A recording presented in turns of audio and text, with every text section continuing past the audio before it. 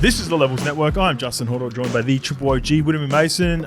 OG, it is round 10 preview time, but I want to start this podcast with a DM that I got on Instagram. He followed us onto Levels as well, regarding the drip that is still here. It's obviously been raining in Sydney all week, torrentially, 2 weeks, on and off. Hey bro, love the new app. Every 7 seconds there was a water droplet, and it was a 7,636 second podcast. So there was 1,048 water droplets into the bucket. Keep up the...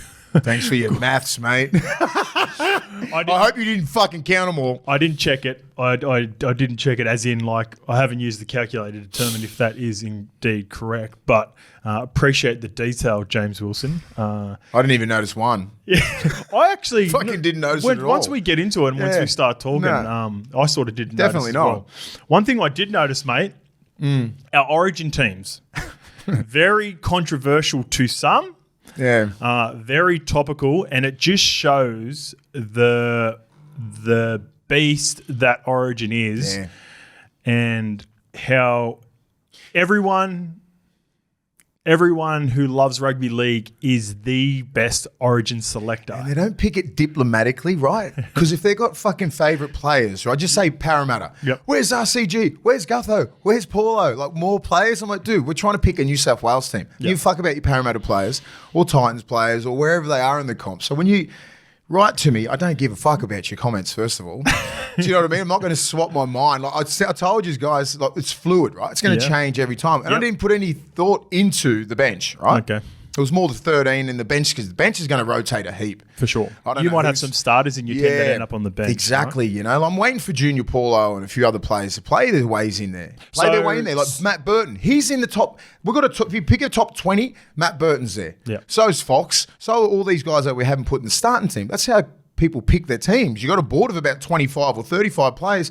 People come in, people come out. That's how it goes. Yeah. So we're doing that from round fucking 1. Yeah. If you were picking a team from today now and narrowing it down, what do you reckon what would be your squad number, you reckon? I'd have 22. 22? You've got about 22 players you like? guys like Lomax and Fox and RCG and all these other guys come into calculations. Yeah. Because only 17 that we're picking there. Yeah. Easy can pick another 5. And that's how you pick Origin players. You've got to have 25 to 30 players that fit into 17. Yeah, for sure. Yeah, for sure. And then there's injuries that happen as well, just like what happened with Cam Murray, where we both had... You had Cam Murray starting, didn't you? I had Isaiah Yeo, but I had Cam Murray on my bench, and I found it hard to replace him. That's when I ended up putting Matt Burton in, just because I wanted someone with versatility where... Originally, I had Cam Murray, and he was there as my swingman to cover centres for me. Even Jack White, we didn't have Jack White, and I'm probably nearly pushing Jack White for that left centre spot. Whoa. Him and Bradman Best. They're going to go for it. They're my 2 left centres, and if Latrell is killing it in the next 3 weeks, he's going to come into calculations. Yep.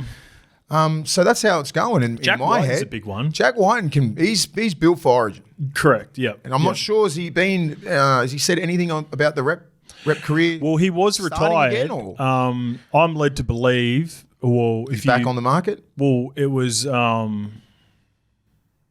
maybe not reported, but the view was he was super frustrated with Freddie. Yeah, I heard that. And maybe his role with New South Wales in the past. So I don't know, the relationship that Madge would have with him, being an assistant coach at Canberra for 2 years, could probably sway Jack White if he was to decide to come back out. But I think there would be a lot of people going, Jack White, and it's definitely not the reason Souths are losing, but their form isn't great. Yeah, Jack's playing. So good. I was heavily criticised, obviously, for my Latrell pick. Yeah. And then obviously Matt Burton and Kenny on the bench. But was there anyone that swayed you? Was there anyone like Jack White swayed me. I'm either going to start him at 6 or put him on the bench. Or put him at left centre. He's in the 17. He'll be in the 17 when it comes to like two weeks, round 1. Okay. Game 1. Because I think he's just built for Origin. I just forgot about him totally because South has been down the bottom. Okay. And then I was just thinking subconsciously that he's out of the rep. Yep. Because he not subconsciously. Because he said it, and I'm hearing rumours that he wants back in and all this sort of stuff. So I'm like that. And then other forwards, I'm thinking Ola Kawatu might sway me a bit in the next 2 weeks because... He needs to. He's missing this game and then he's back the week after. Yeah, and that's fucked him because the week before that he only had the ball 7 times. And then he gets sent for 10 and he was a bit off. And he's like missed 2 weeks. So that's big football for him. The hard part with Olakuatu and Stefano Ikamanu, they have had legitimate like 9 or 10 games, maybe like 3 to 4 of those games in the opening 9 rounds. But they've had a couple of 5s and 6s. Yeah. See, Reg could sway me in the next couple of weeks too. Yeah. Reed and Campbell-Gillard. Because he was in that he was in Origin last year. Same as Paulo.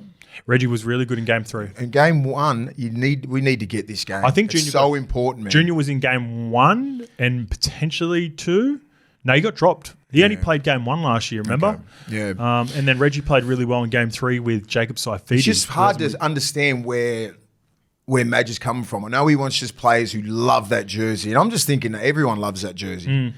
You know, like does he just go fully against what Freddie's built?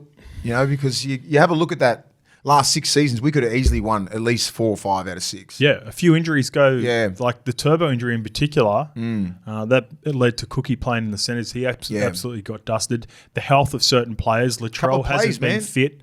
When both of those guys were fully fit, they look super dominant. So I don't think, you know, you'd know it better than me because you've had conversations with Madge, but I'd assume that Madge is, from what I've seen over the years, he's going to be fairly even keel with this, and he's not going to just... He's just going to pick players like proper dogs to get in that side, like guys who bleed for that blue jersey. Everything that he's picked, he's got a criteria. If you tick all that, you'll get in. Yep.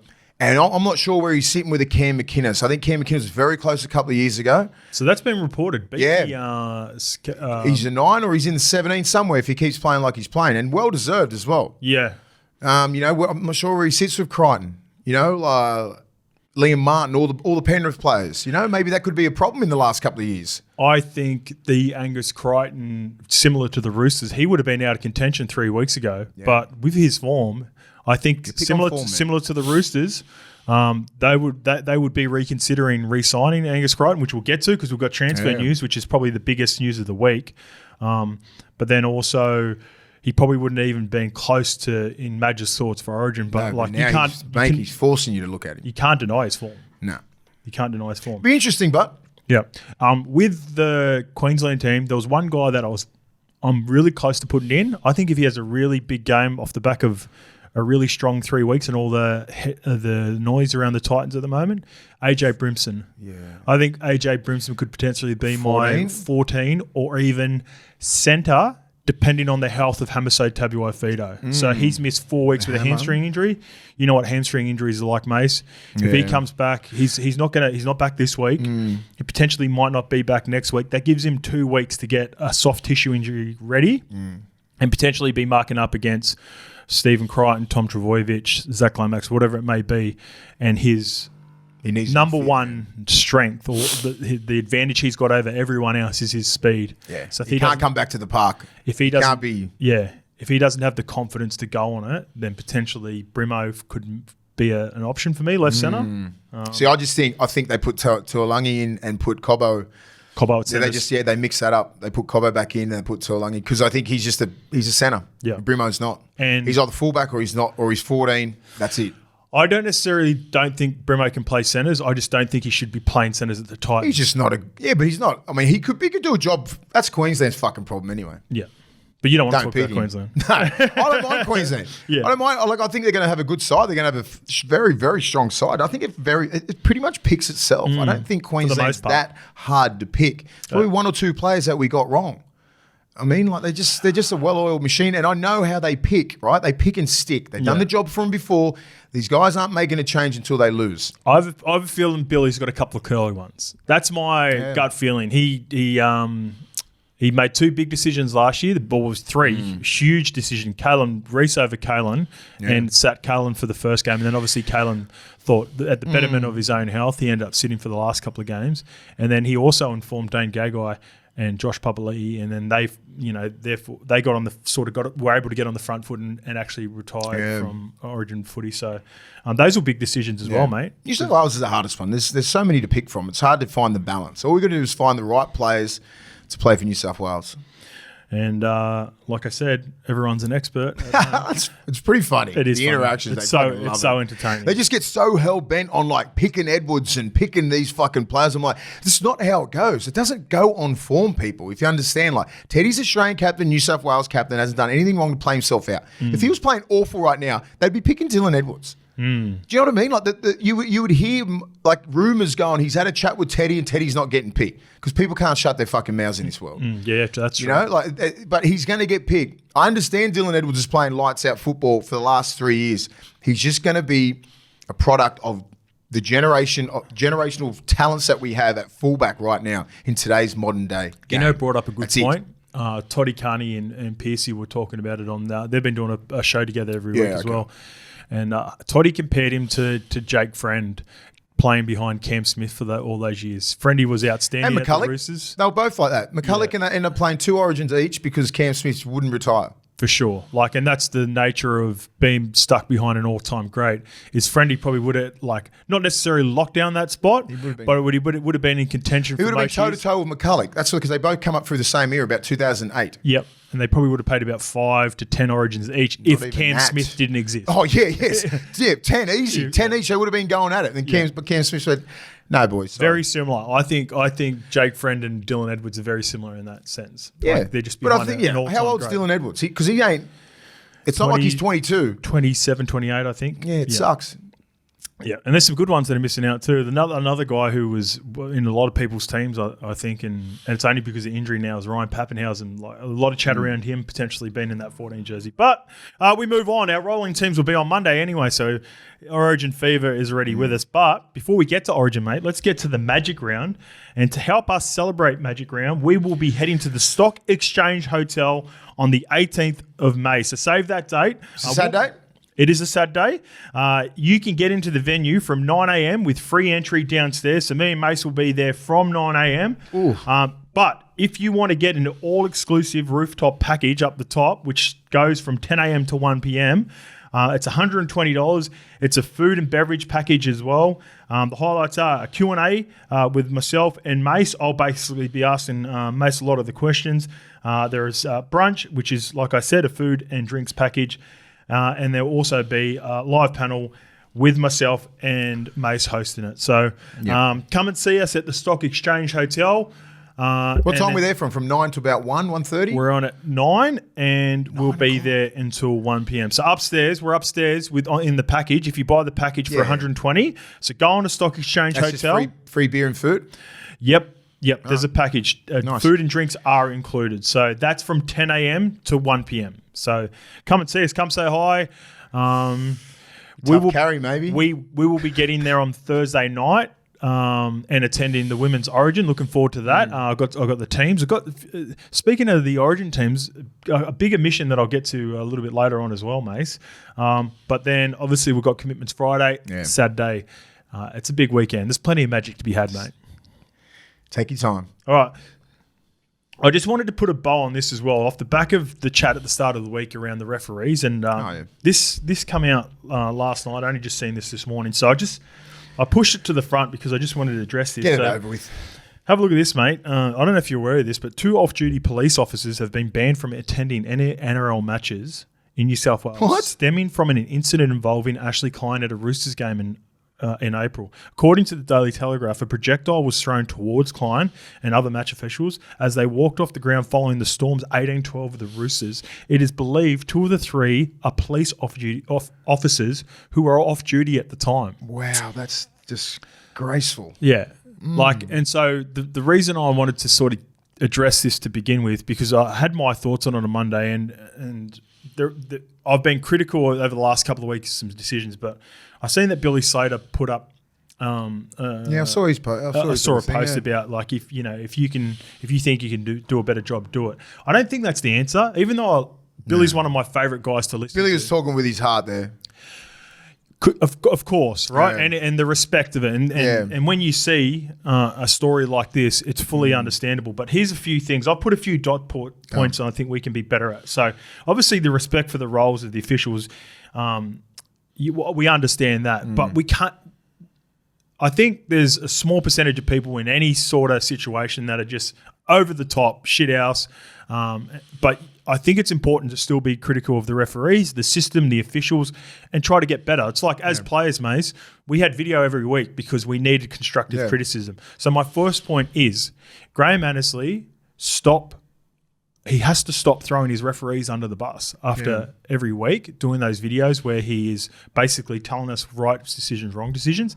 How hard that must be for the referees when they make a poor decision and they get hammered. Back them, eh? And then he highlights on Monday that they did make a wrong decision. I'm all for him either punishing the referees or critiquing them in-house, but stop doing it and giving the fans more opportunities to get frustrated with a result that hasn't done. What it's done is done. Don't tell us it's wrong. Exactly. So silly. Or tell us it's right for whatever it may be. Or we lost the game. Fuck, who cares? He didn't get sent. Keep all that in-house. Another thing that the players need to get better at, and I was really good at this, and I know playing with you, Mace, you're really good with this as well. The respect that we had for the referees, but also I was, as I got later on in my life, I started to realise, I started using it as a bit of a strategy. Yeah. I felt like I could get more 50-50 calls if I had a good rapport with Cameron the referees. Smith. Cameron Smith. King. Ches is really good at it. Fucking great. You can't be out at the refs all the time. That's what I knew. They used to be my friends, man.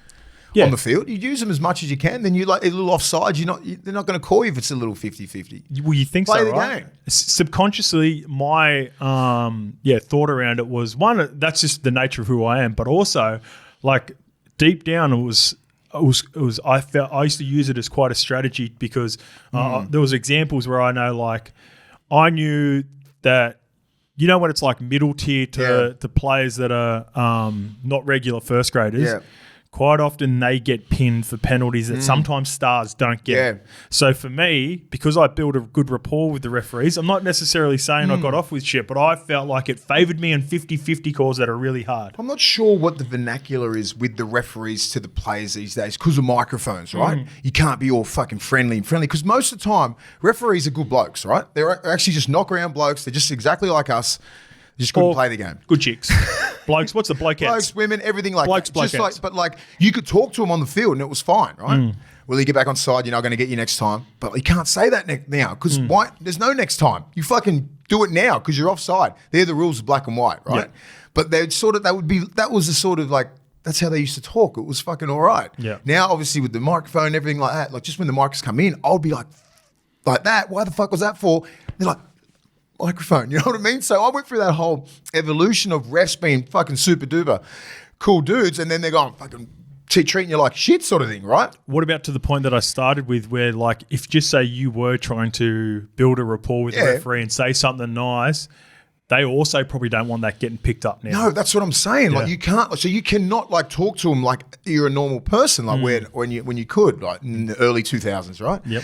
A couple of these refs, they're all retired now. We laugh about that sort of shit. Yep. But obviously now the game is so professional. There's no interactions with refs. There isn't, is there? And then the players don't really know how to talk to anyone anyway. I think and this is my next point with him, like I said, the answer is not to mollycoddle him, like as in you still need constructive criticism to improve. I think, and I'm referring back to this as well, the main part of it is where the frustration is leading from the players. I think any rational person can understand that referees are going to make bad decisions, but I keep going back to the bunker decisions. That's where frustration comes into, and the bunker has been great for the most part, and we've probably got we've 100% got more right decisions than wrong. Yeah. But when the obvious ones, that's when you're frustrated, like we've seen over the weekend, that adds to the frustration that then filters down to the field. So I think it's important that we make the bunker a specialist position. I reckon in this day and age now, with the pressure that's on referees and everything that's associated with that, the referees need to be paid more. The bunker needs to become a specialist position. If we pay the referees more, because what do you reckon an average referee would be on? And do you think they're all full-time? Fucks me, but you know what it is? Painful talking about these fucking people, refs. They're a big part of the game, Fucking mate. hope, but I'm just like, it sucks. It shouldn't be that big a part of the game. I've never seen a fucking sport with referees being such a big part of the game. NFL, anything like that. I don't care. You wouldn't even know a fucking referee. These guys get back pages and shit like this in the Telegraph. NBA is huge. Refereeing, officiating everywhere. Yeah, but I've never seen a sport like this, AFL or anything like that. They don't give this much fucking game time to a referee. Yeah, interesting. Make the fucking right decision. We'd got all the toys in the world and we still fuck it. Human error, oh yeah, I'll get human error, but when you've got the bunker, you shouldn't get anything wrong. Yeah. That's done. Players respect the refs, all that sort of shit. That's just fucking human nature. They just pay more respect to the referee. That's how it should be. And let the fucking game flow. Yeah, for sure. But I think it's important, like, you can't just obviously throw darts and not come up with a solution. Yeah. So my thing is pay the referees more. Therefore, it increases the equality. How much are they getting paid? Yeah, that, what would you say? Do you reckon the 80 top grand minimum? minimum? Yeah, I think I know they're getting paid. I think. Would you say the top ref? I know Badge was on about 500 back in the day. No way, Badge was on 500. Fuck. Lira. Yeah. Do you reckon Ashley Klein that would be on 200 plus. 250? Yep. Yeah. So therefore, whatever it may be, if you increase it, I think it increases the competition to become a referee, or gives it more incentive to Shouldn't become. it all grow with the game? The game's growing. Yes. You'd think the refs would go with the players, with the whole. Yep. You know what I mean? Everyone eats off the game. The referee should as well. They're a big part of the game. I'm not disrespecting the refs. I've got nothing but respect for refs. But I'm just like, I'm sick of giving it airtime and everyone's doing it. But it's like, dudes, it can't be that fucking hard. Go out there, ref the game. You're training to be a ref. You are a professional ref. I expect this shit at Coogee fucking Dolphins. You know what I mean? This is NRL level. Get to that level. That's Yes. all we want as punters. We're consumers of the game. We love the game. Get it fucking right. You train every day. You're a professional referee. That's what you put on your fucking applicant if you're going for a job. I'm a professional referee. I don't just referee on the fucking weekends for a pie and a fucking Coke. Yep. You're a pro ref. Get your shit sorted, Annesley. Get all your little troops. So if Annesley's like the referee's boss, right? Is he like the head coach of these guys? Yes. He should be fucking sacked. Do you know what I mean? Like, Yeah. just like Demetrio, he gets held at a high standard. All these coaches, That's true. let's call for this guy's head. I'm not fucking saying sack him, but like everybody's saying. Sort of are saying yeah, sack him. but if he's doing the wrong job, get someone else in there Yep. to control it. It looks like it's a fucking mess. Yep. So circling back to finish off on it, do you agree with this? Is Love you, Annesley. if you love your GA, if you pay them more, then the quality improves and the competition improves. I agree. If I'm a ref at I just thought they would. if I'm a reffing the Coogee Wombats, You're gonna get exactly And what I you know get. that by the time I get to first grade, one, I'm going to get pizzled and hammered, but also Getting I'm that going to be paper. on 120 grand. I ain't getting out of bed to referee on a Sunday morning. Whereas if I know that the top referees are on, just say 300-400. I think 250 is a good number for them. 300, maybe they could be on more, whatever it may be for the top referees. I might take a few fucking derogatory comments on the weekend to know if I keep grinding. Get off social media. Because mate, I look at the quality of the referee, and this is again to finish off, Mason. That's it. There's none of them are, for me. I like probably Grant Atkins is my favourite, but he's obviously G, who's the guy at the grand final? I think G's the main one. He's the dude. He's their but dude. none of them are like a clear cut. Where I remember like Bill Harrigan. Bill was the man. Annesley was good. Annesley was okay. Get Bill Harrigan to coach. Yeah. He's Did like the Annesley- Wayne Bennett. He's did like the Wayne Bennett. Did of Annesley coaching. ref? Did he too? Yes. Graham Annesley. It's why he's famous. Yeah, that's right. He did too. Come on, man. Yeah. Same era. Yeah, that's right. But see, that's Bill Harrigan. We need to get. We need to get the reason Bill I don't back. remember And Graham he'd Annesley love it properly. too. Yeah, he would love it. All right, let's get the YouTube replies. This one's from JR. Glad to see Jerome Hughes get his flowers. Crazy journey. Was brought as the Slater understudy after playing one game each for the Titans and Cowboys. A 3-year gap between the two games. Gets beaten. Yeah, he had a 3-year gap between, I guess, debuting for the Titans and then playing a game with the Cowboys. I never knew it was doing. That's a journey. That is. Yeah, that's why I wanted to put this in here. Then he gets beaten to the number 1 jersey by Drinkwater once Billy Slater retired. Then Drinky gets injured before the season started. So Jerome goes to fullback. Then he gets moved to halfback in round 23 after they got rid of Brodie Croft, remember? That didn't work out for him. So Pappy can play fullback. Makes the prelims that year. Then wins the comp the following year. Made the famous Storm 7 jersey his own and has been a great halfback since. Great. What a journey for What a Jerome. journey, Hughes, yeah. 3 years for 2 games. Yeah, it must have been. That's enough to break anyone, man. That's resilience. That is. And that's why he's the player he is now, to go through all that sort of shit, keep learning, keep grinding. That's why he's a fucking gun. It's a great story. If indeed that 3-year gap is correct. I think even it if is it's right. not- He played hardly anything before he got to Melbourne. Yeah, but I just didn't. I assumed he just say he played. Maybe 1 or 2 injuries thrown in there. Maybe he played like a game at the Titans, didn't work out. He goes plays a game at the Cowboys next year, doesn't work out, and then he goes to Melbourne. I didn't realise it's like fuck. He must have been playing junior systems in maybe Gold Coast or North Queensland during that Young. stint. He would have been young. And I just wanted to highlight that for any youngsters that are watching us. The reason I love doing I say this all the time, I love doing the potty with Mace is because he's the one extreme where he was this super talented player, hit the scene early, dominant. I was a bit of a journeyman myself. Obviously, Jerome's a journeyman. There are so many different arcs for you to reach the NRL. It's just whether you're willing to put in the work, and Jerome That's what it is, man. really done that. Yep. Well All done. right. This one's from Tio Atafu. It sort of looks like one word. It's hard when it's on YouTube because it connects the names. It doesn't give us a clear distinction between the first and last names. But hey, lads, just in regards to the SG Ball Dragons, Loco Tonga was a junior bulldog at the Chester Hill Hornets. Imagine having both Seve and Tonga in the junior system. Terry Lamb. That's Terry Lamb country, Chester Hill. Is it really? Yeah. The great bar. So the guy big Loco, Big 10. Yep. Number 10, yeah. He's a specimen, man. Yeah. He's like that Willison kid, right? He's about 6'6". Wow. Fucking, he's got that build, yeah. If he gets more explosive, athletic, this is where coaching comes in, man. And Willie Talau is a great mentor and a great friend of mine. And I didn't realise he was the SG ball coach. I thought he was the flag. I thought he was a bit higher. You know what I mean? I knew that he was doing that sort of age group, but I didn't know it was like 19s or 21. So he's got those guys humming. He's got about 5 or 6 gun Australian schoolboys, junior kangaroos in that system there. So St. George are fucking... They cultivate these young kids and train them properly and have the right mentors around them. They could have a couple of dudes coming from that SG ball team that'll nearly skip flag and go straight into their top 30 into first grade. Yeah, well. Yeah, because SG ball, understand this, guys at home, is under 19s now. That was our flag. Yep. So they used to pick from flag, you jump reserve grade, get into first grade. Yeah, if you were... But flag is under 21s now. Yep. Okay. You know, so 17s is Harold Matts, and then 19s is SG ball, 21s flag, and then you got reserve grade and then NRL. So there's a fucking pathway there for you if you're in the system, if you work hard. You think these kids are going to slip and go straight to New South Wales Cup? I wouldn't and waste top time 30? in 21s. What are you doing? Just put them straight in reserve grade and then feed them straight through. They're 18, 19, man. So you're not surprised that Willie Talau, of all people, got some dogs in his He's got team. some dogs. He got some dogs. He knows. He told me the game plan too, and I was like, oh, I fucking knew it. Because there's a big difference. Because we've got a lot of young kids that just turned 18, right? 17, 18, we've got about 6 or 7 kids, right? In the starting team, they've got about 6 or 7 kids that are 18, 19. Yeah, okay.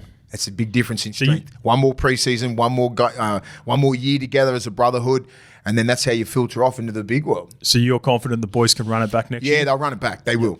You know, they end up playing some really good football, and you know, another year of coaching, another preseason, you see these kids grow into young men. Yep. That's the beauty of pathways, and you're watching them grow, and then hopefully get into that first grade system, and they're all ready. You know, that's what Ciro wants. That's what Gus wants. That's why, you know, myself, Roy Satasi, Marco Mielis, Zap, and fucking Josh Jackson are all down there trying to cultivate these kids to get them up through the grades so they're ready, right? Been throwing kids up there, they're not ready. Josh Jackson's obviously... And Steve Turner, zip. Yep, zip. Josh Jackson, Steve Turner, these guys, can you see them progressing through the ranks? I think they want to. Yeah. I think so. Like, they did some really good jobs, man. Like, they've been in the system for a little bit. Josh Jackson just finished playing 2 years ago. It's so good to hear these names that you mentioned, like Willie Talau, even. People that don't know, Willie Talau was a fucking dog, man. Yeah. And he was at the back end of his era, was like when you guys were coming through. I caught up with Nigel Vangana and Willie Talau like last week because Nigel's over here for just having a few meetings and stuff like that. Yep. It was just sitting there. We sat there and talked, right? From 9:30, no one looked at their phone, from 9:30 to 1 o'clock. Yeah, wow. And we just sat there at the East Village over at Zetland. Yep. Had coffees and just us three, and the people come over. And I was like, fucking 1 o'clock. Yeah. I've got to get out of here, you know? Yeah, but we so sat there and genuinely talked like brothers and that just for so long. It was just like, it was refreshing, right? Just to hear, you know, different perspectives and everyone on their own little journey. So it was good, man. So good. Couple of fucking proper OGs man. there. They were my OGs coming through. Yeah, they man. were. What a centre pairing those two. Oh, mate. The amount of shit they used to talk, mate, especially Talagi. Yeah. He's the best. Oh, was he really good on the chat? Very good on the chat. But Nigel's like the best. Like always used to go left. Yeah. We never used to go right because Nigel's scoring 20 plus tries a year. 2001, 2, 3. He was Dally M Centre of the Year. 5 of the best in 2002. Yeah. Yep. Then Talagi goes, only go left because of Nige. Both New Zealand centres for those 3 years. So good. So Both good. very dominant players, I loved them man. both growing up, obviously, especially when they represented the Kiwis. Yeah, Not so because they much would the rip Bulldogs. in. Like, you run into Nige, man. Like, we're just talking about, like, how friendly everyone is, like, with each other. And it's like... Because of social media? Yeah. I said, because of this shit. Yeah. I said, even though we knew each other, Nige, a test would be fucking brutal. And, like, just say me and Sonny would go at it. Me and, like, Talau or Roy and that. It wouldn't care. Yeah. It was... And we were training together. You were outnumbered in those Bulldogs team, weren't man. you? It With was all like the Kiwis Roy, that played Matty for them? Utai, Nige, Talau. Yeah, it was about 6 and 6. Yeah. Braith Paul played- Rahihi. Paul Rahihi. That was only my time. About 2002, 3, 4. I was probably the only sort of, and then me, Ogre, Pricey. Yep. Bobcat was sort of in and out. Yep. Okay. Yeah. Yeah, that's Willie right. Tonga around about that time. Okay. Yeah. Sorry. But it was even. That's why we'd come back from a Origin. Yeah. And be fine. Yeah. We'd have like half the Kiwi team would be Yeah. like representing us. You were legitimate like the Panthers now. Legit, where, like the whole legit. team Like there could was like represent- from 2, 3, 4, 5, 6, 7. We would have like anywhere between fucking 8 to 10 in reps in the rep scene. Yeah. For all those years. Just the same as Penrith when they play in the World Cup. You pretty much got the whole team, but Dylan Edwards and Luke Patton playing. in the I World Cup. always compare Dylan Edwards to General. Yeah. Because General was a fucking gun. Yeah. Played in an era where there was just so many guns, man. Yeah. And at fullback, the fullback era has not stopped for the last 20 years. We have had Hall of Famer after Hall of Famer at that one position in Queensland team, New South Wales, and Australia and New Zealand. It's just that era, man. Yeah. Golden era fullbacks. You know what? Fullback is just one of those fucking positions. hard Like position, even think bro. about just before, like in the gap of that too. Then you still got obviously Billy who dominated and took over that Australian jersey, but you had Hainsey, GI. They were moved to different Minicello, Mini, Snake, Carmichael Hunt.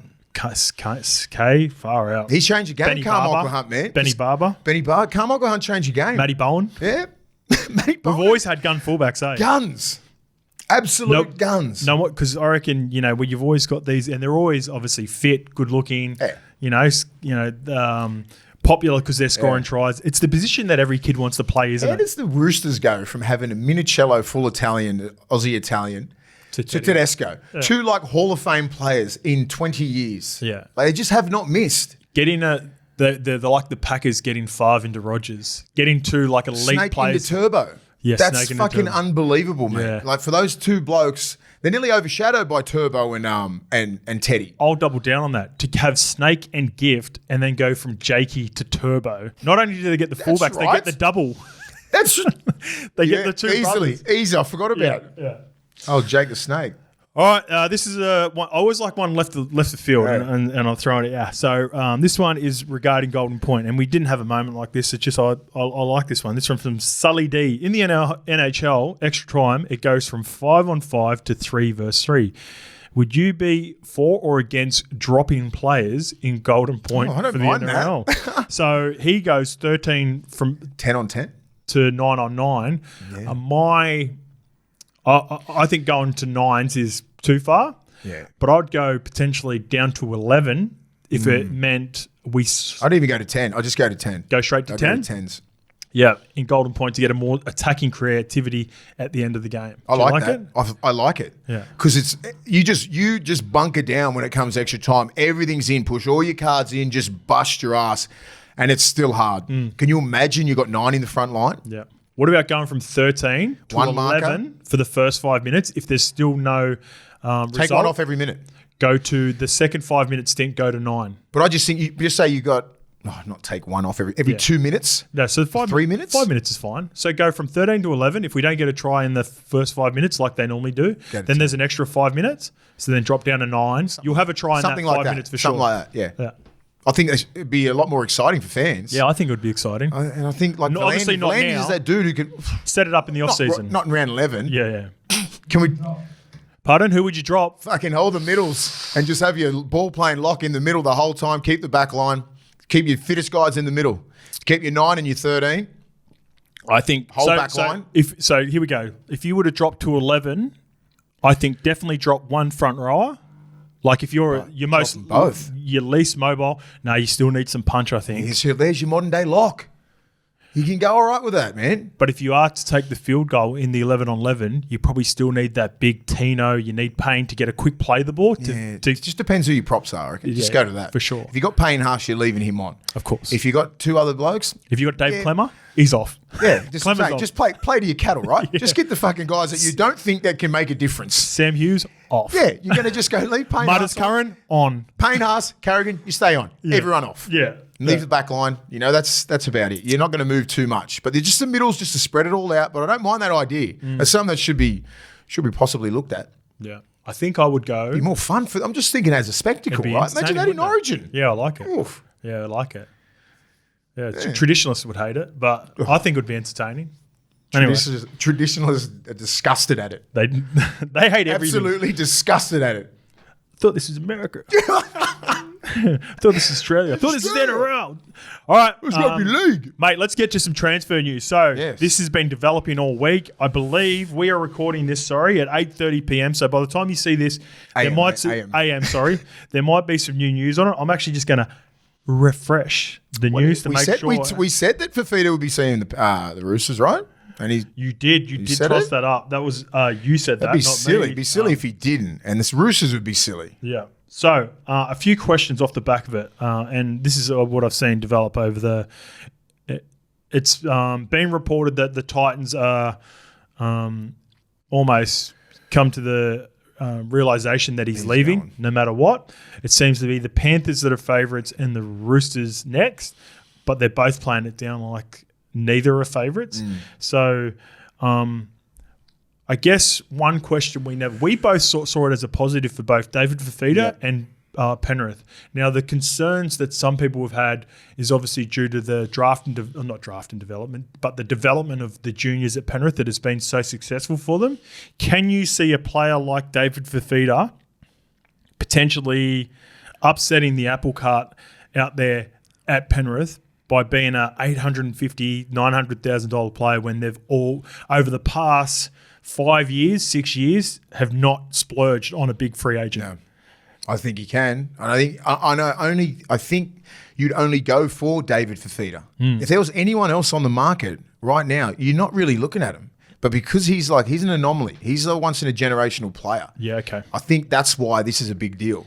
It's look how special these little things have to be. It's got to be round 10. He has to decide whether he wants to leave. So you'd be silly not to have a crack at it. Yep. Especially being Penrith, who just gotten players taken, developed, taken. You know what I mean? Maybe they can get one back.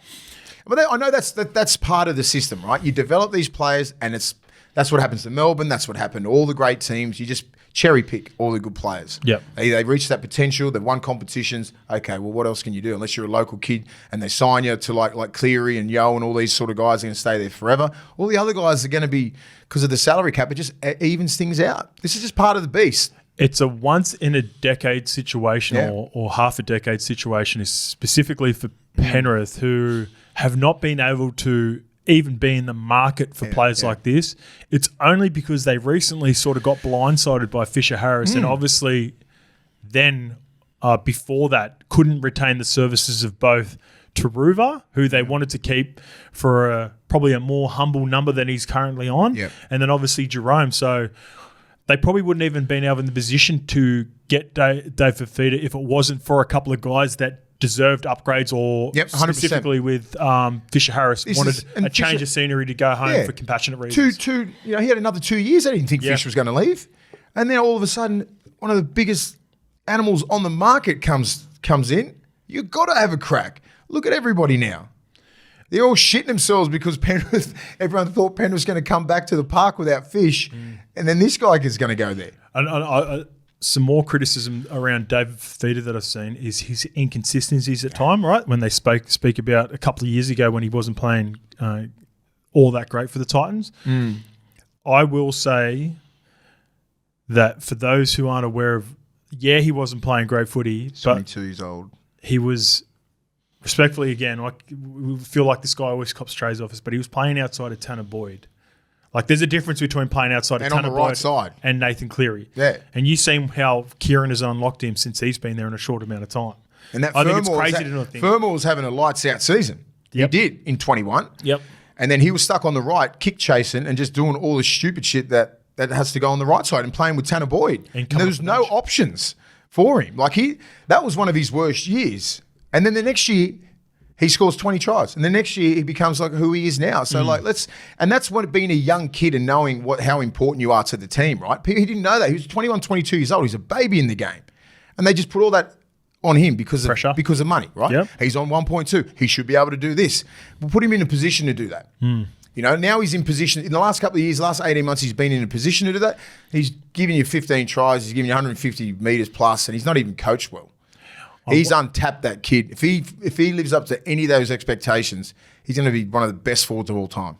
Yeah, it's crazy to think. And he can play wherever he wants. I would float him everywhere. I would not put him any. I'll just because Penrith has such a great system. I was trying to think back to when we were playing, when we had like myself and Sonny and Bobcat and Ogre and Roy all around the middle and on an edge. The only one who kept an edge was Bobcat. Yep. Bobcat used to play left edge and defend at left 4. We would all just fit in around the middle and right side and left side. It wasn't any positions for us. We just fall in.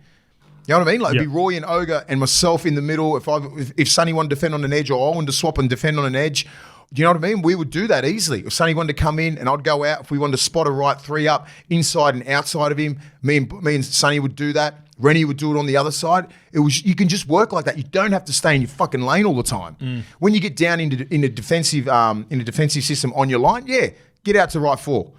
Yep. But I can defend it right 4. I can defend it left 4. I can defend in the middle. Yeah, that's what you got to do when you're a forward. You can't just go, I play on the right side and I can't fucking go on the left. Yeah. Or I just defend on the left. I can't go right 4. Learn how to fucking defend everywhere, and that's why these young kids can do that. Yeah. And he is a footballer, Dave Fifita. I just want him to attack wherever he wants, defend wherever he wants. You got Liam Martin and all these guys, Sorensen. He can defend where he knows how to defend left, right, middle. Yeah. He's just a footballer. I don't want him on the edge. He'll have a defined role, and it'd be interesting because without Jerome, I wonder if Nath gets even more on ball and then sort of floats around and tries to put David in his best position. We want to replicate what he did in the last 18 minutes of that grand final every week. Not like to that for 80 minutes, but like I want to see that sort of footy from him. That's the best footy I've ever seen. Yeah. For fucking 20 years off a kid who's fucking 23 years old and he did that in the grand final. I want to see like, if he can do that for 40 minutes, right? 40, 50 minutes every game, just have those opportunities to strike whenever he wants. That's when you'll see Cleary be that Mount Rushmore player. It's a fine balance of also, he didn't overplay his hand in the 18 minutes. He just played footy. Yeah, for sure. Yeah, he was playing on ball. He wasn't just going, I'm going to hog the ball. There's pros and cons to having a really good Robin. Like if you've got Jerome Luai who is going to be your 6, then it takes pressure off Nath. He knows he goes into games that he doesn't necessarily have to completely control the team. But then the con of it is you don't become that Joey potentially, where like Joey always had a second fiddle sort of ball running. Sean Rudder was a ball running 6 before, especially when Matty had moved on. It's funny. It's a funny little balance to like, do you want that help or would you rather just be super dominant? That's up to him, and I think that's the growth of Cleary, right? He's been blessed to be playing in one of the best systems of all time. Now I think he's 25 years old, right? He's probably got another 10 years in him. He could take the fucking reins to any team, anything, and want to do it, right? Yeah. All that's holding him back is his body sometimes, right? Yeah. He's had a few little injuries here and there, soft tissue. Apparently, he does too much. That's a good thing. Yeah. Apparently, his work ethic and everything, like he leads everything. He pushes. Balance better. They need, and it's the best club to do that. You got your dad there, you got everyone there. You're a Penrith junior, all that sort of shit. So, yeah, if anything, they reckon he does too much. Yep. Like just slow down a little bit. These soft tissue injuries are going to catch up. If you get them at 24, what are you going to do at 34? Let's get back to one thing that we didn't discuss. We both were pumped for the Panthers if it was to indeed happen, and David Fifita. The flip side is we didn't really talk about the Titans. Now, how would you feel being a Titans fan, member, coach, and specifically Tino in this situation? You're losing your big bopper. I would respect it. When you think of the Titans, you just think of how hard in particular, Tino's ripped in over the last couple of years as the skipper, but he always had his, the big bopper next to him them two going hard. In some games, it was just like, it was evident that without those two, they weren't even going to be close in games. Well, I'd be thinking if I was Tino, I've already won a comp, and that's probably the pinnacle. He's won a World Cup and he's won Origins. He hasn't won a grand final. So I'll be going, go down there for 3 years, get one, and then come back. That's all you can do as a brother and as a teammate, because you just got to support him. Yeah. Of course you'd be filthy. You'd be like, fuck, he's one of the best players in the comp and he's going. But you got to understand why he's going, because he thinks that fucking nothing's going to happen up here for the next 5 or 10 years. Yep. And he's probably right. If he's a player, like the Titans aren't winning the next 5 or 10 years. I agree. You know what I mean? Like, so why can't he go down there and chase a ring or get a ring? He might be happy at Penrith. People don't understand it. Like, just say when we always talk about it, when the shoe's on the other foot, when you want to get rid of a player because he's not playing good, then it's fucking, it's all right for you, the club. But when a big dog like that wants to leave on his terms, now the loyalty card comes out. It's not fucking happening. Players don't give a shit. They're all about business and they want to get rings. For sure. Especially if you've been in and achieved what Dave is without going over. Yeah, the Titans come back 27, signed a $1.2 million contract with Brisbane or Redcliffe or wherever the fuck he wants to. He just untied from the Titans. Yeah. That's all it is. Yeah. Once he gets out of that contract, that doesn't mean shit that he's coming back. You think he's going to go back to the Titans with someone else like the Roosters could offer him? Like, he's still going to be in his prime down here. You get used to Sydney. I'm going to hit you with a different angle. I think even though he's been outstanding for the Titans, I think deep down it could be a blessing in disguise for the Titans. And they probably don't want to hear that right now because they're letting go of a fucking really good player. Fucking 100% don't want to hear it. But it's a chance for Desi to put his imprint on the team properly, completely rebuild around Tino, get some more. In my opinion, the Titans over the last 2 or 3 years have had talent. They haven't had toilers and workers. Now they can allocate that 850, 900,000 into similar. Try to build a similar model to what Wayne's done at the Dolphins. Like, you're in this you're in the same vicinity, you're in the same area. Go find you some Max Plaffs. Go find you some Ray Stones. Get about 3 or 4 of those guys that are just going to fucking rip in, week out. And therefore, so when you do lose a guy like David Fifita, whether it be to the Panthers or just for a couple of games, you're not like... The whole world's just done. Yeah, like if they lose Dave or Tino, you look at the depth around the squad and it dramatically drops. So the Titans can now... Desi can go out there and start recruiting a few more toilers, a couple of guys, build around Tino. It's going to be a frustrating build because it's not going to happen overnight. But you've got a little bit more money to play with now. So, like I said, I don't think Titans fans are probably going to agree with me or your average NRL fan, but...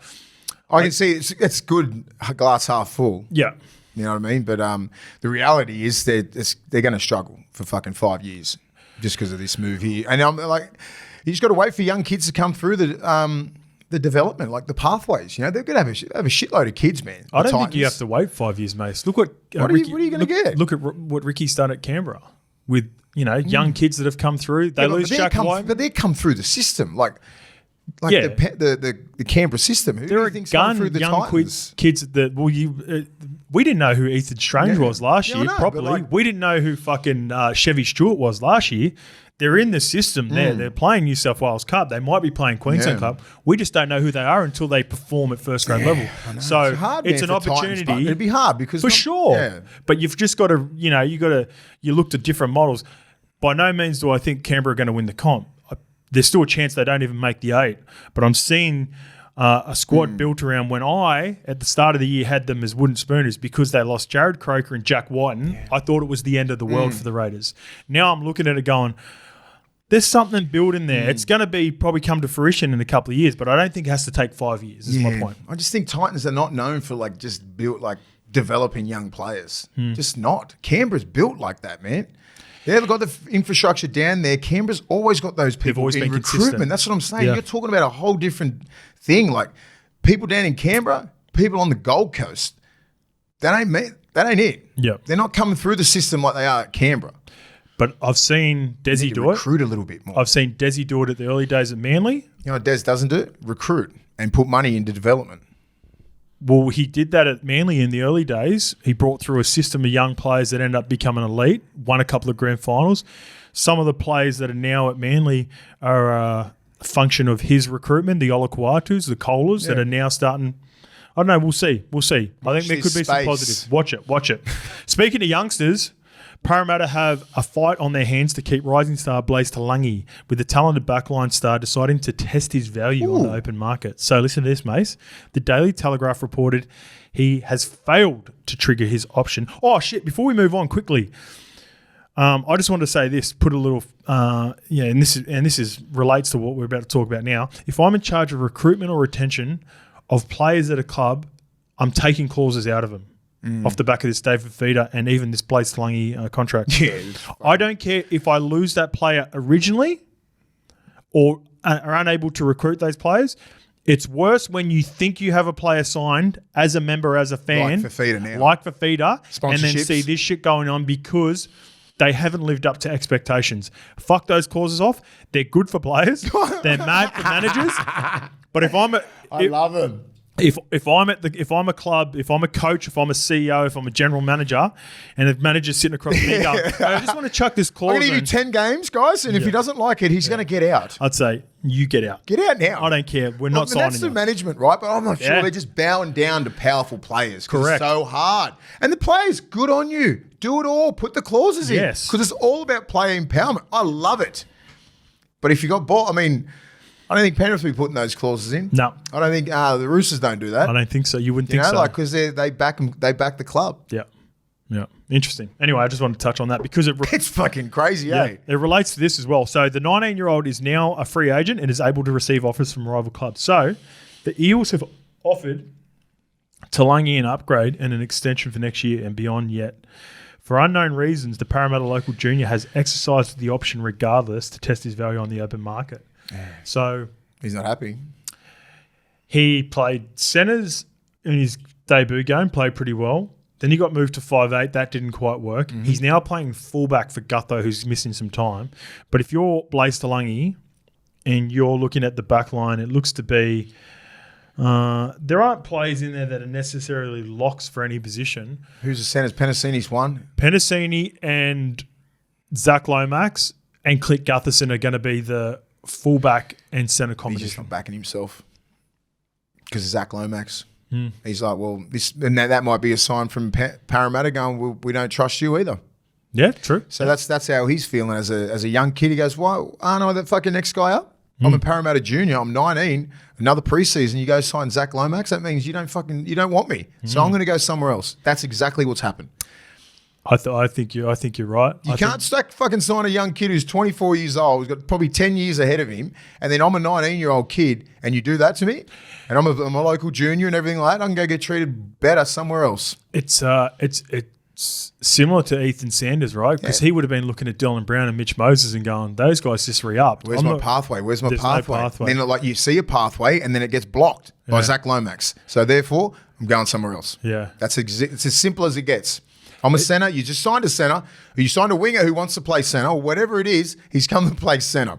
Definitely not wing. It's crazy, not crazy, but it's very interesting to me how you handle those situations and those relationships. Like if you look at the prime example for me over the last couple of years is there was a highly touted player, and whether you view Jonah Pezzett as the next guy up for Melbourne Storm, there were teams that do envision him going on to play a long NRL career. But Melbourne being able to handle like the Pezzett situation and in particular the Farlongo situation by still having Pappy there and playing in front of him in first grade, but still managing to keep those players is just, for me, it just stood out with this whole thing that's happening with Parramatta at the moment. It's very delicate. Like you've got to be... Was Otto Ikamanu in the Parramatta system? Yep. So they've let him go. Like, how do you not see that guy as like a future front row for your club, right? You know, like they seem to lose players at this particular age, the 18, 19, when you've already developed them, you've done all the hard work, and then they seem to go to other clubs and just kill it. I think Willie Tonga, we took Willie Tonga from him. Yeah. Right? He was a 19-year-old kid. He come over, one of the best centres of all time. Yeah. But why? How the fuck did we get him? How was he on the market? Like, he was at that age. You developed him. You got him down when you were 17, 18, 19, and he comes to us when he's 20. You could argue that, like, how Newcastle let you go, though. If I was 16, 17. Yeah. I wasn't played in first grade. He already played first grade for that club. Yeah. Do you know what I mean? Like, Steph didn't play first grade for Parramatta, so that's well, I not can understand it from the 16, 17-year-old. Yep. When you get to the 18, 19, 20, like, you've done all the work. So specifically BLAIZE, Talagi, and Sanders. Yeah. Yeah, and Willie Tonga and a few other juniors that come through that system. Yeah.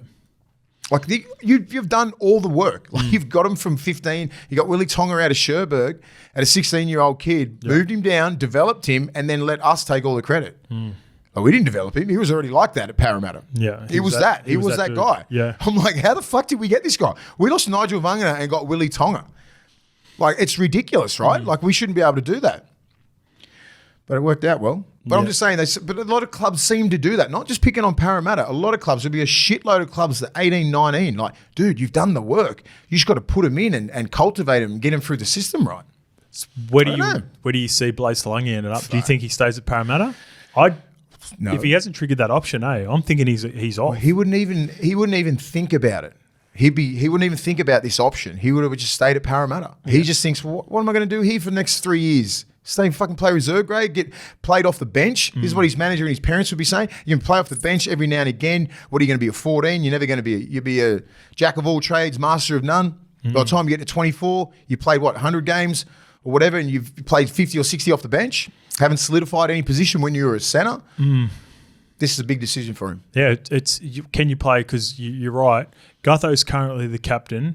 How many years Gutho got in him? 3. What do you reckon? He's Gutho. what, 28? We could be up there. Maybe near 30, isn't he, Gutho? Tough one with Gutho is he's never really going to decline to that level because he's all heart sort of player. So it's not like he's and ever... BLAIZE Talagi a fullback, but... He's 29, Gutho, and he's never relied heavily upon his physical traits. Goer, man. It's just he's a goer and he's fit. And he's the captain. And he's the he's the heart and soul of that team, man. So you can't envision a path there. No. And if they just signed Zach for the amount of money and years, then he ain't going anywhere. They've still got really high hopes for Will Penasini, and he's probably like the next tier down for centres. Yep. I reckon it'd be a good decision for him. Get out of your little safety blanket. I think if I was him, I'd stay for maybe one more year and then... You can't stay for one. Just extend for one more year. You got to bite the bullet, man. If I was him, I'd advise him to go. I reckon he's had talks. He wouldn't even try to trigger this if he's not going. You don't test the waters out and then come back to Para. Test the waters out and get the hell out of there. Yeah. Wait, Roosters?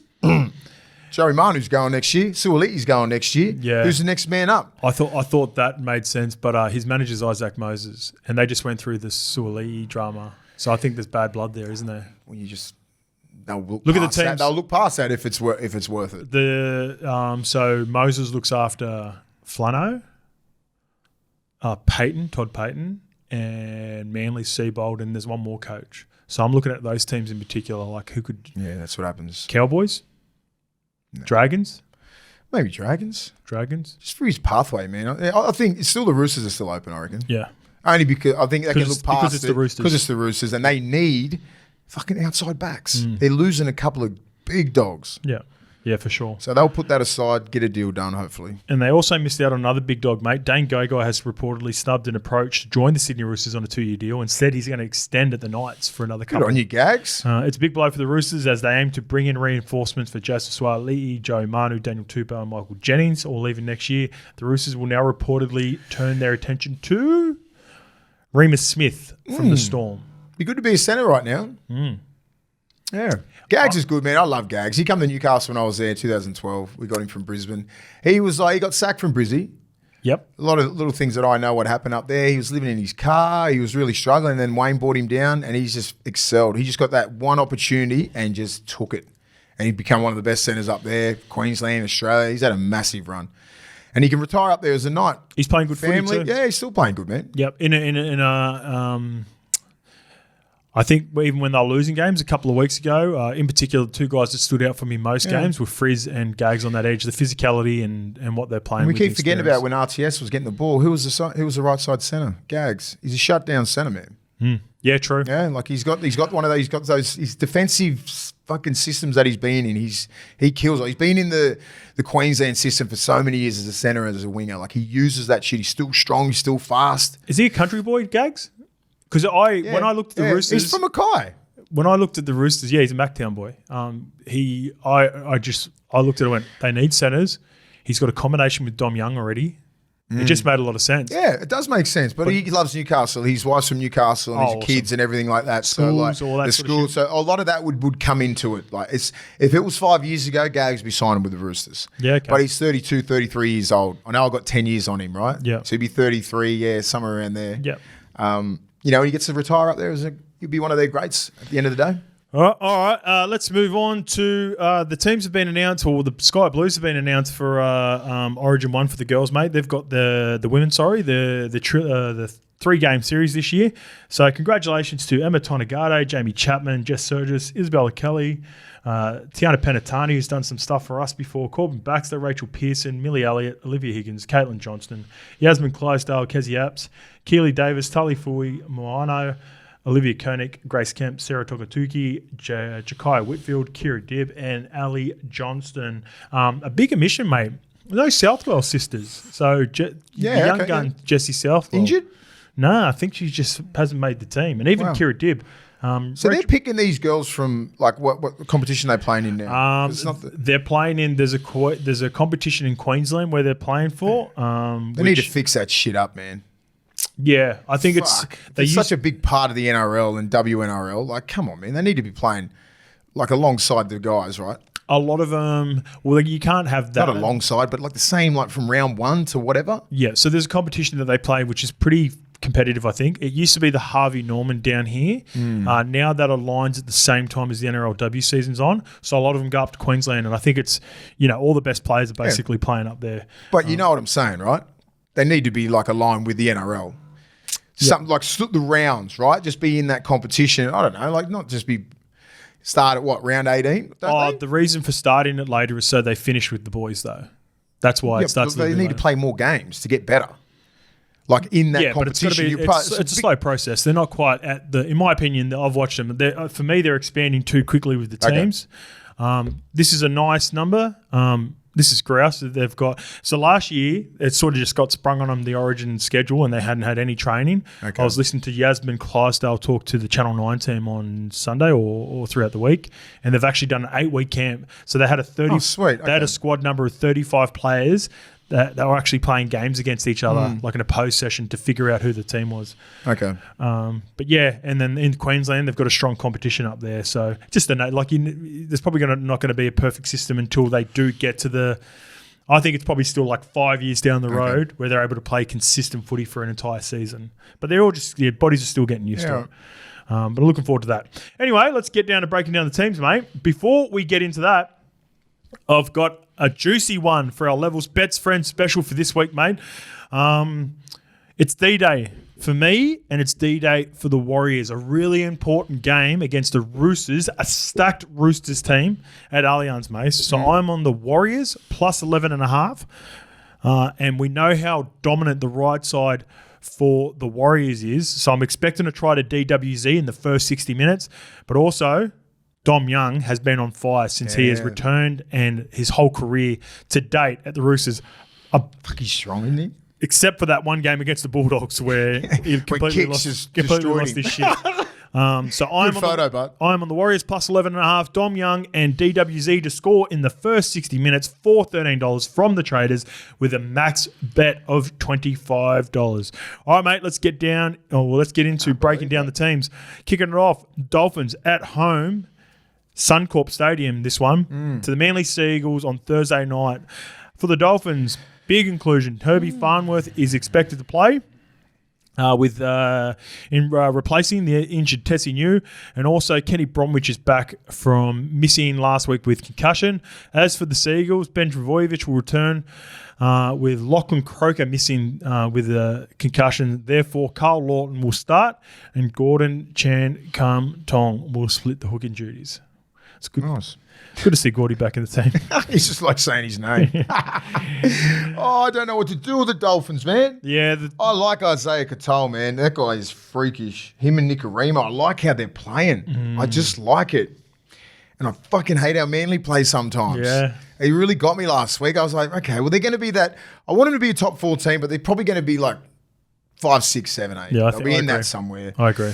And I think the Dolphins belong there as well. So I'm going the Dolphins, man. The Dolphins are Up there as $2.10 well. favourites at Suncorp Stadium. Manly are $1.74, still favourites despite the checkered form. And obviously I got biased towards Manly, so I'm on Manly minus 2.5, but by no means am I confident. The line is indeed 2.5. Tommy Turbo has saluted for me. That's the one thing that's been solid for me from Manly in the last 2 weeks. I'm on Toby Trbojevic anytime try scorer at $2.25, and I'm on Manly minus 2.5. But I am not confident, so I'm only having $10 on each. Yeah, I agree. All right, the next game is your team, mate. The Yeah. Panthers are at home to the Bulldogs. Nathan Cleary is back after sitting out last week just to manage that hamstring injury. Therefore, Brad Snyder is out, but he's also on the extended squad for cover. Paul Alamotti will come in for Isaac Tungle, and Liam Henry are the new faces in the side. Nice. As for the Bulldogs, Josh Curran has been named to start, but there was a swap on game day with Sam Hughes, so watch out for that Yeah, for I this think there'll be week. a few changes. While Connor Tracy is also listed amongst the reserves as he's trying to fight back from a soft tissue injury as well. If he does indeed return, Blake Taff will probably shift back to the bench. Connor Tracy will start. The Tab have the Panthers as $1.17 favourites at home. The Bulldogs are $5, and the line is 14.5. Dogs 13 plus. Wishful thinking. This would be a good game. This would be the Lipton's test for the boys, right? Yep.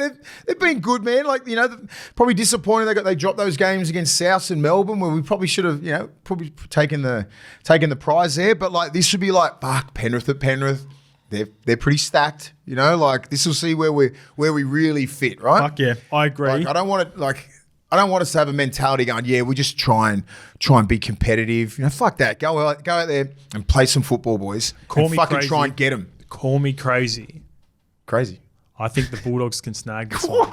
If they do, fuck, I'll be so excited. I'm on the Bulldogs That's plus crazy. 14.5, and I'm on Western Sydney's favourite son who had to leave, who's skipper in the Bulldogs, Stephen Crichton, anytime at $4.75. Big game, man, for these guys. This will Especially Critter, determine, man. for me, they don't have to win the game, the Bulldogs, but if they can get some dog about them and go toe-to-toe with the best team in the competition, 16-10, 16-12. that'd hold be a it great towards score. 6. That'd be a great score. If they can, because, you know, I feel like this is going to be a heavily We're going after it. defensive-minded game. And If you can go toe-to-toe with these guys, Penrith, they're the kings at this stuff, right? They're the kings at the grind game. What do you think's been happening? What do you think these guys have been so much better this year? They're willing to grind. Yes. These 7-minute high-intense fucking, like, they go, I think they train just like about 7 or 8 minutes non-stop ball in play. Yep. Like, just get their heart rates like about 200. They're trained for that. Yeah, mate. It just hasn't been, and that's why I know Penrith will train like that as well. That's why I know, like, when they're starting to do these high-pressure grinds, they're starting to get other teams because they're not willing to do it. Yep, and they've had a nice little run of late. They've had a pretty, not easy schedule because no game's easy for the Bulldogs, but they've had a generous schedule. They're starting to come into a few tough games and none bigger than Penrith Panthers. So, And you don't think Penrith's just going to come out there and what they did last year, man? no. No, I'm just saying their mentality is like squash these guys that keep stealing our Yeah, players. fuck yeah. That's their mentality, and we just need to get over that, man. Yep. Play our best football, and see what happens. Yeah, Go I at it, think boys. I think the Bulldogs will make it really hard for them. I could be wrong. Make it yuck. Could be wrong. Could be wrong. Because and that's just said, like they're not. Penrith are willing to grind and just grind, and they don't care, mate. Yeah. If you're willing to go with them, they'll go. We'll beat you at your own game. I don't see. Yeah, I agree. Yeah. But the Bulldogs aren't Rabbitohs from last week. They'll hang in there. They'll hang in there. Yeah. They'll hang in there. Yeah. And Gritty. And I think Penrith will probably just get the job done at the end. But, geez, the $5, I might be having a little sneaky play on that. The second game on Friday night is the Eels at home to the Broncos at CommBank Stadium.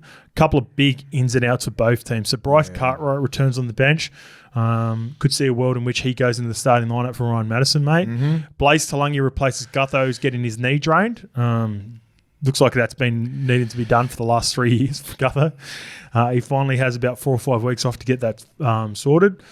As for the Broncos, they've got a couple of big ins. And you were just telling me, I didn't know this either. Josh Rogers, the son of Matt. Matty Rogers. He's making his Well done, debut kid. in place of Adam Reynolds. And Corey Oates comes onto the wing, the vet for Jesse Arthur. So the rookie and the vet Yeah. are replacing... It's a hard game, man.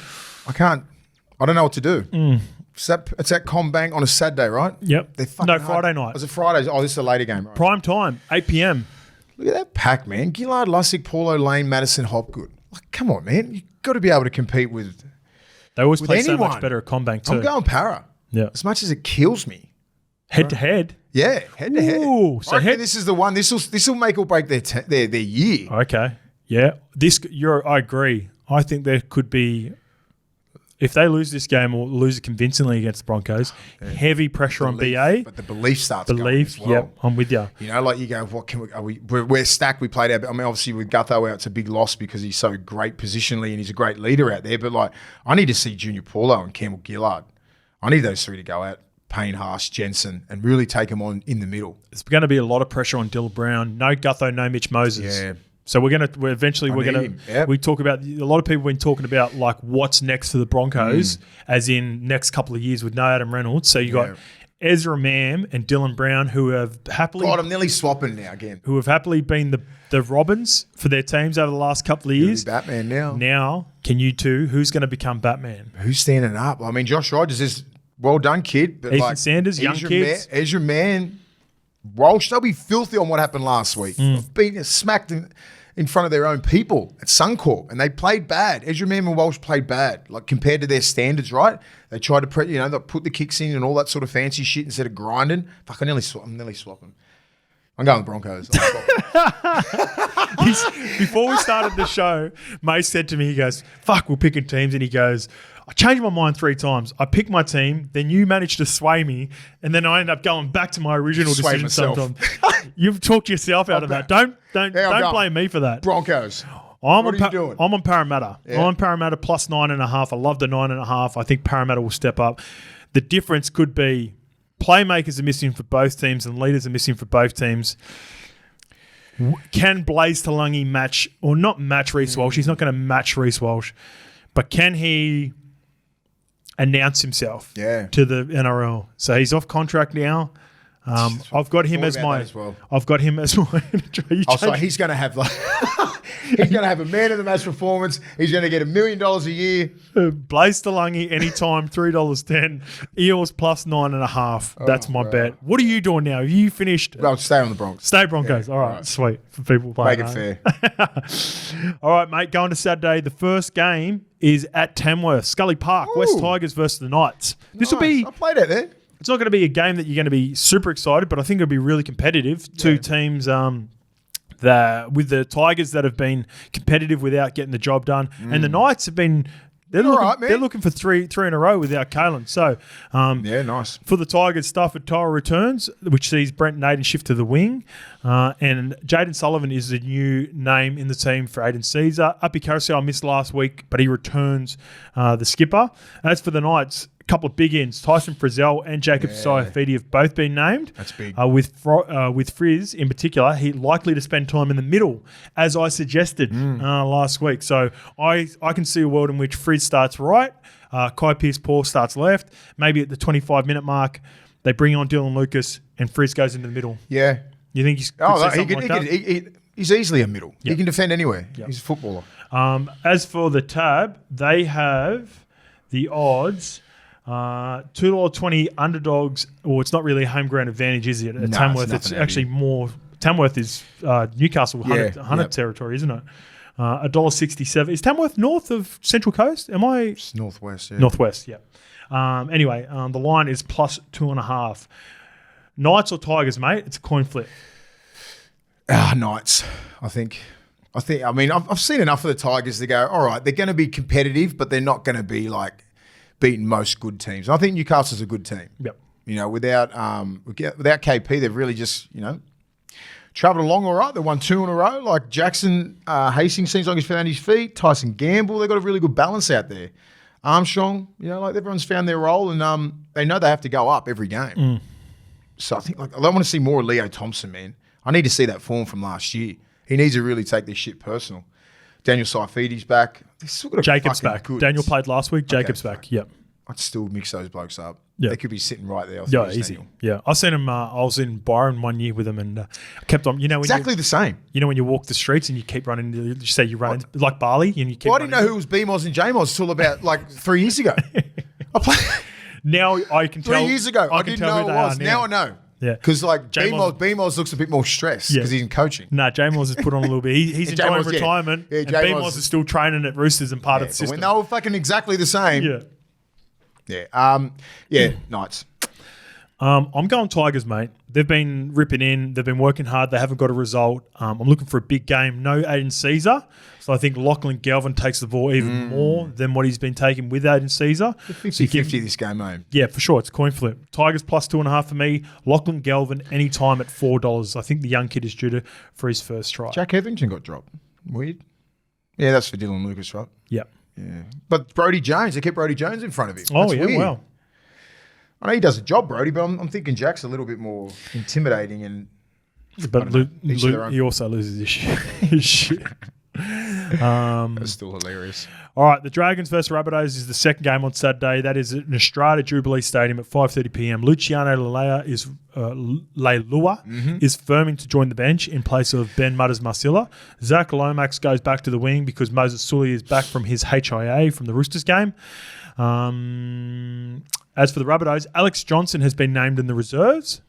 A couple other big ins. Obviously, Trell Mitt is back, which sees him go straight to fullback because Dry Gray also got injured and did his ankle in the last game. Saliva Havili has been named to start at lock in place of Cam Murray, but the mail is Tallis Duncan could be starting. I'll be starting Tallis Duncan. I like him. Havili's a good 14.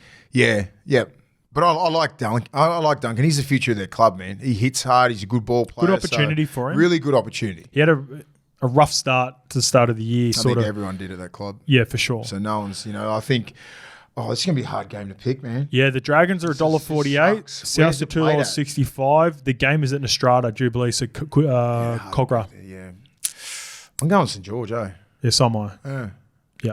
I don't know. I just think, like, right now, they couldn't be any lower, South at the moment. So you got to get them while they're down. And St. George aren't much better.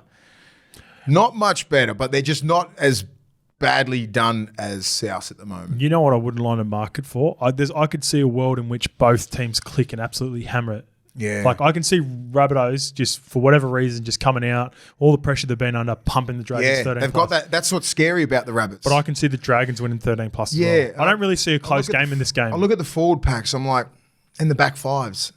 And that sways me to St. George. Same. And then I look at the halves and I've got Ben Hunt. And then you got Cody on their side. And then they've got like Dion Taupa. Yeah, he's making his debut. Yeah, and Flanagan, right? Yep. I just think they've got a little bit more to give. All right? Yeah, I'm with you. I'm there. Yeah. And I think no 13 pluses or anything. I don't care. I don't know what this game's going to give me. There's a lot of 50-50s in this fucking whole round. It's doing my head in. You don't think a 13+ either way? I do. It could. I think the Dragons will beat them 13+. Yeah? Yeah. I think the forward pack in particular have been a lot more consistent for the Dragons. I like that. I think they're going to punch them through the middle. Jaden Sewer needs some big games. Jairo needs some big games. Jaden Sewer, $3 anytime try scorer. Dragons minus 6.5. Jaden Sewer, an ex-Rabbitoh. He'd love to get one back on his old team. And he's got Jairo there. Like don't think for a second Jairo's not in contention for. Yeah, Jairo's been he's banged an up. origin player. He's banged up, but I'm just saying. Jaden Sewell, once that 17, needs to get over him. Oh, yeah, I like that. You know what I mean? Like he's in my 17. I don't. Me particularly, like for New South Wales, I don't want Jaden Sewell in the team because he's got a bit of X factor in him, and he's got that. And I think they'll play him in the middle, and he's got that fucking hit, and he's sitting on an edge, right? And he's still putting hits on. Imagine him in the middle. He's pumping everyone. You know who Jaden Sewell is? He's Matt Ruhr of back in the day. Do you reckon he's got about fuck Matt Ruhr. Ruhr and Sewer? I remember Matty Ruhr in 99. So I hadn't played first grade yet. Matty Ruhr was that dude, 98, 99. Yeah. He went on that run. He was fucking pumping it. Then he went away for like 3 years on his little path, I think. Did you just have some time away? Or I'm not sure. It was a Mormon trip, or I don't really want to say that. I'm not sure. Yeah. I'm not too sure if it was. But went on a little bit of a journey, and then he come back, but it was too late. Yeah. The game, like, we were those dudes, and he disappeared, but we didn't play against prime Matt Ruhr. I was like, oh, you missed prime Matt Ruhr. Well, 99, 2000, I debuted in 2000, he left. Yeah. 2000, 2001, 2. By the time 2003 or 4 come along, I was already there. He went on his mission. Yeah, he went on a mission, and I was like, thank God. All right. He's taking souls. Jaden Sewell takes souls as well. I like it. I like him. The Ewers taking souls. Ewers. We've got a good one, mate. The Sharks, 7:30 p.m. are going down to Amy Park to take on the Storm, and they get him at a good time. So the youngster Sua Falongo it looks like he's good to go. He's been named to replace Papi at fullback. Tui Kamakamitha has also been included in the wider reserves and could make his return at the expense of Joe Chan or Alec McDonald. That's a tough decision for him, actually. I think Joe Chan will probably miss out. As for the Sharks, no changes. Teague Wilton is good to go. What are we thinking here?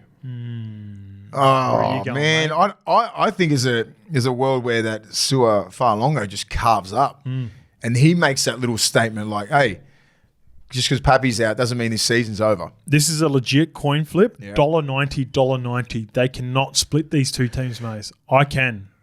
I'm on the Sharks. Yeah, I'm thinking towards the Sharks because they're that team this year. They're not going to go down there and just be like, oh shit, it's at Amy Park. We're going to get blown out because Melbourne's Melbourne. I don't think they've had a great record the last couple of years. No, but I think all that shit they just throw out the window. New team. Yeah, if you do want to play the Melbourne Storm down there, you'd love to not have Pappy and Jerome Hughes. Yeah, that's why I'm leaning towards Cronulla.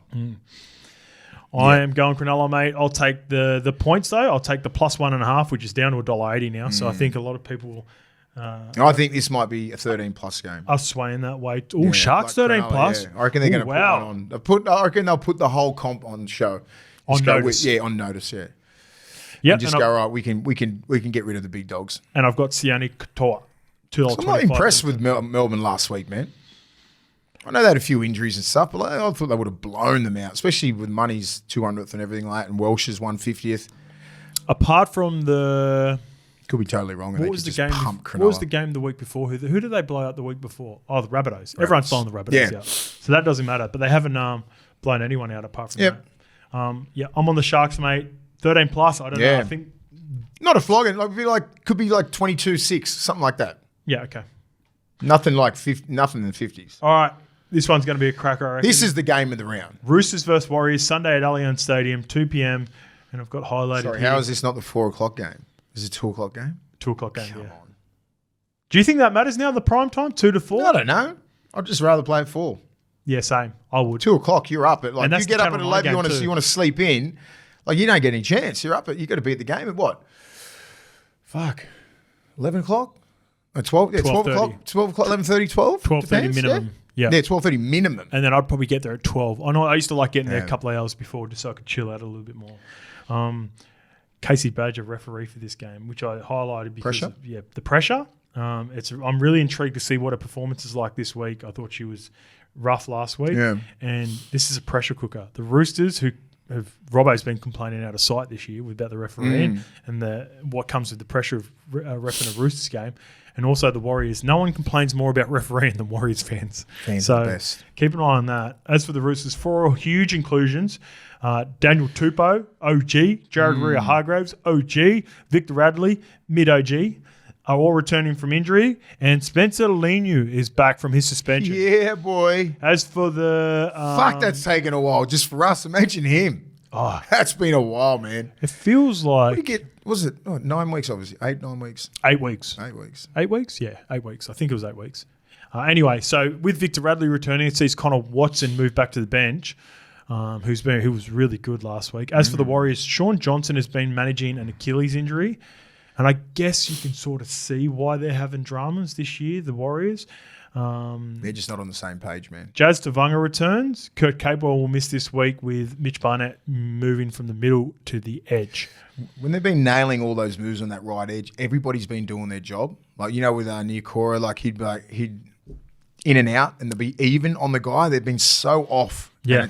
And defenses have just been coming up, checking and going out the back. That's why they're solving all those problems. Good point. I slowed it down. I was like, wow, these guys are so far off the pace.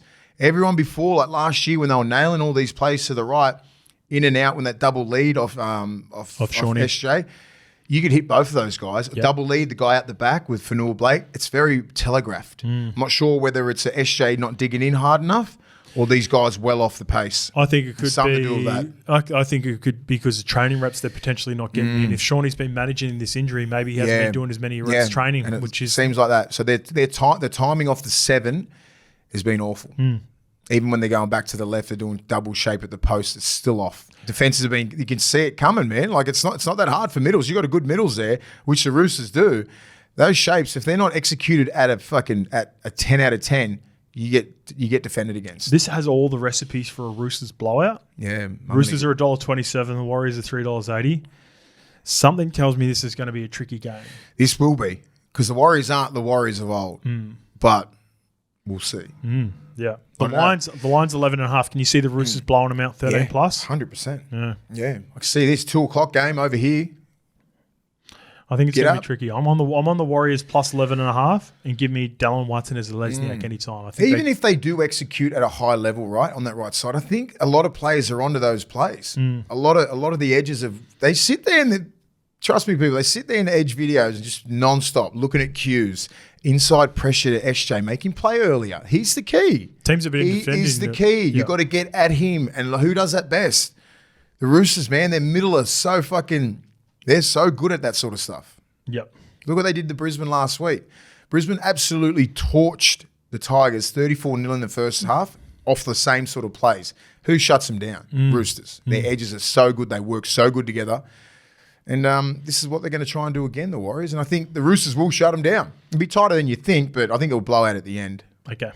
All right, the last game is the Titans versus Cowboys at Seabus Super Stadium, 4 p.m. Tough watch. Prime time for a Sunday.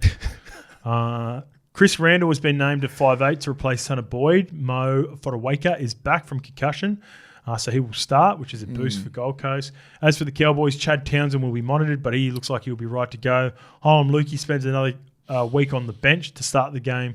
With new signing Braden Burns, he could be named as he's in the reserves. Yeah, Burnsy. And could come into the side for Viliami Vailea. Mace. Surely the Cowboys. Come on. The Titans are $2.20 underdogs at home. The Cowboys are $1.67. The line is 2.5. Mace, you're on the Cowboys, are you? Got to. I don't care where it is, what time it is. They just have to win. They have to win. What are they coming? So I'm looking at the ladder. I've given up on the Cowboys. I'm on Titans plus 2.5. They're still coming 10. They just got to win. They just need to win. This is the give up game for me. So I gave up on the Titans. Are you done with them? Last year, right? And because they had all this talent, they just didn't live Let's talk up to about it next week if we just give up after round 10. So whoever was going to be the underdogs in this game is who I wanted to be on. So the underdogs are Titans. I'd given up on the Cowboys this year. So whoever they are, if I can take points, I'm taking points. Okay. Because I don't trust either team. But there's one guy I do trust, and it's AJ Brimson, $2.30. Alejandro. He's the only guy I trust. I trust Kieran. I trust Brimson. And I probably trust that Jeremiah Nanai is going to score a try. That's it. No one else I trust in this game. Yeah, it's hard. It'll be a tough watch. It'll be the last game. It'll be entertaining. Who you going, did you say? Cowboys. Reluctantly? Oh, yeah. No confidence? No confidence. I've got zero confidence coming into any game. Yeah. Any of these games. It's a hard round to pick.